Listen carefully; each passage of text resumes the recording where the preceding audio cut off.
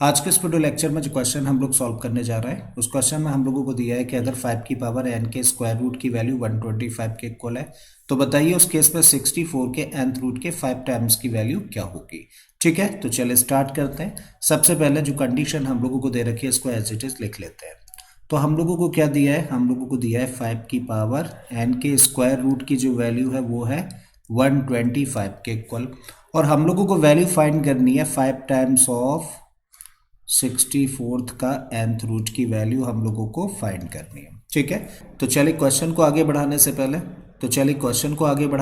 एक छोटी सी चीज़ हम लोग समझ लेते हैं। हम लोगों को अगर कुछ नंबर्स दिए जाए जो कि इस फॉर्म में हो, देखो ये क्या है, a का स्क्वायर रूट है, ये हम लोग लिखे हैं तो a का क्यूब रूट है, यहाँ पर हम लोगों को दिया है a का फोर्थ रूट, और इसी तरीके से अगर हम लोगों को दे दिया जाए a का nth रूट, और इन सारे के सारे नंबर्स जो कि रेडिकल सिंबल के अंदर रखे हुए हैं को हम लोगों को एक्सपोनेंट फॉर्म में चेंज करना है। तो कैसे करते हैं, देखो बाय डिफ़ॉल्ट स्क्वायर रूट में इंडेक्स में क्या होता है, यहाँ पर होता है 2। तो जब हम लोग इसको पावर फॉर्म में चेंज करेंगे तो क्या लिखेंगे, a यानी कि जो अंदर लिखा हुआ नंबर है वो तो ऐसे ही रखा, और यहाँ पे इंडेक्स में अगर कुछ भी नहीं होता तो 2 होता है, तो भाई 2 है तो क्या करेंगे, इसको रेसिप्रोकेट करके इसकी पावर लगा देंगे, तो क्या लिखेंगे, a की पावर 1/2। बिल्कुल इसी तरीके से अब यहाँ पे देखें इंडेक्स में क्या है, 3 है, और अंदर लिखा हुआ नंबर क्या है, a, तो इसको लिखा जाएगा a की पावर 1/3। बिल्कुल इसी तरीके से यहाँ पे इंडेक्स में क्या है, 4 है, और अंदर नंबर a है तो अंदर वाला नंबर लिखा और इसकी पावर क्या लगा देंगे, 1/4। अब जरा ये आपका काम है, आप बताओ क्या लिख सकते हैं इसको। देखो अंदर तो क्या लिखा है, a लिखा है, और बाहर इंडेक्स में नंबर क्या है, n है ना, तो इसको रेसिप्रोकेट करके पावर लगा देंगे 1/n। ठीक है, अब इसी रूल का यूज़ करके हम लोग इसको क्या लिख सकते हैं, देखो अंदर क्या नंबर लिखा हुआ है, अंदर लिखा हुआ है 5 की पावर n, और स्क्वायर रूट है तो बाय डिफ़ॉल्ट यहाँ पे क्या होता है, इंडेक्स में 2 होता है, तो इसकी पावर क्या लगेगी, इसकी पावर लगेगी 1/2, एंड दिस इक्वल टू 125 को अगर प्राइम फैक्टराइज करें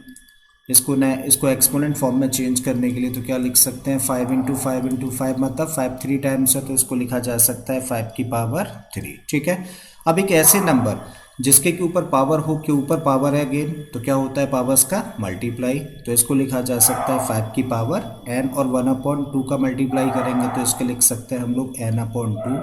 एंड दिस इक्वल टू 5 की पावर 3।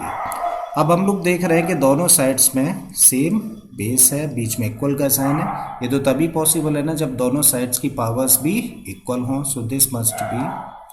इक्वल टू n/2, किसके बराबर होना चाहिए, 3 के, और जब n/2 की वैल्यू 3 के इक्वल है तो n कितना आ गया, 3 इंटू 2, इसको ट्रांसपोज कर दिया बस हम लोगों ने, तो n की वैल्यू क्या निकल आती है, 3 इंटू 2 का मतलब 6। तो देखिए अब हम लोगों के पास में n की वैल्यू है, और हम लोगों को किसकी वैल्यू निकालनी है, हम लोगों को इसकी वैल्यू निकालनी है। ठीक है, तो 5 को तो देखो हम लोगों ने ऐसे ही रखा है, और अब हम लोग n की जगह पे क्या रख सकते हैं, n की तो वैल्यू है ना अब हम लोगों के पास में 6, और अंदर क्या नंबर है, 64, मतलब 64 का हम लोगों को 6 रूट फाइंड करना है। तो 64 को अगर हम लोग प्राइम फैक्टराइज करें तो 64 का प्राइम फैक्टराइजेशन क्या होता है, 2 into 2 into 2 into 2 into 2 into 2, मतलब 2 आता है 6 टाइम्स। तो इसको पावर फॉर्म में क्या लिख सकते हो, देखो 5 तो मल्टीप्लाई में है ही, तो ये तो हम लोगों ने एज इट इज़ रखा, और 6 रूट चाहिए हम लोगों का किसका, 64 का, और 64 को पावर फॉर्म में क्या लिख सकते हैं, 2 की पावर 6। बिल्कुल यही रूल हम लोग फिर से लगा सकते हैं, तो देखो 5 ऐसे ही रखा हम लोगों ने, और यहाँ पर हम लोग काम कर रहे हैं तो अंदर लिखा हुआ नंबर क्या है, अंदर लिखा हुआ है 2 की पावर 6, और इंडेक्स में नंबर क्या है, इंडेक्स में है 6, तो इसको रेसिप्रोकेट करके लिखेंगे 1/6। तो क्या मिला हम लोगों को, 5, और 2 की पावर 6 के ऊपर पावर है 1/6, तो क्या होगा, 6 इंटू 1/6, पावर्स का multiply.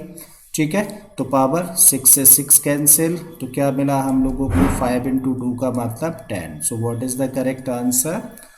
10 is the correct answer of this question, तो ऑप्शन सी करेक्ट हो गया। तो मुझे उम्मीद है स्टूडेंट्स कि आप लोगों को ये क्वेश्चन अच्छे से समझ आ गया होगा। अगर ऐसा है तो प्लीज़ वीडियो को लाइक कर दें, चैनल को सब्सक्राइब कर लें। मैं फिर से आता हूँ एक और इसी तरीके के इंपॉर्टेंट क्वेश्चन के साथ में। Till then keep learning and thank you for watching this video.